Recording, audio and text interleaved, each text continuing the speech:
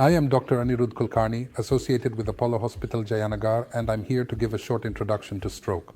Stroke is basically any vascular disorder in which there is a blockage of the blood flow to the brain. Recognizing stroke is very important. What I would stress is a short mnemonic by which you can remember what are the most important symptoms of stroke. That is, be fast. B is basically deep balance if there is a loss of balance. E is eyes if you have difficulty in seeing, if you are seeing double, or if the patient has, unable to see, understand what is being seen. F is face. Face if there is any deviation of the face or if there is an asymmetry of the face. A is arms. It can be arm, it can be a leg if there is difficulty in lifting the hand or leg. S is speech. If the patient is not able to speak properly, if the patient is not able to understand what is being spoken to him, then T is important.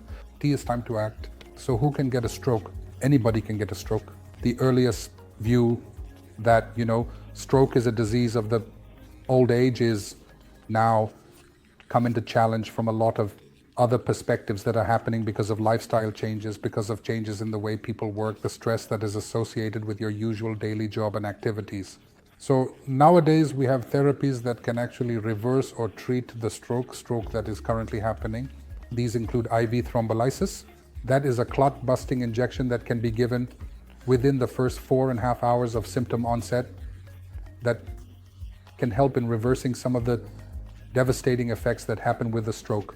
For people who have big clots or there is a blockage in one of the major blood vessels, then that also can sometimes be treated with mechanical thrombectomy. Mechanical thrombectomy is when we mechanically go inside the blood vessel and retrieve the clot out of the system. Is there a way to prevent stroke? Yes, there is. If you properly control the risk factors and have lifestyle changes, close to 70 to 80% of the strokes can be prevented.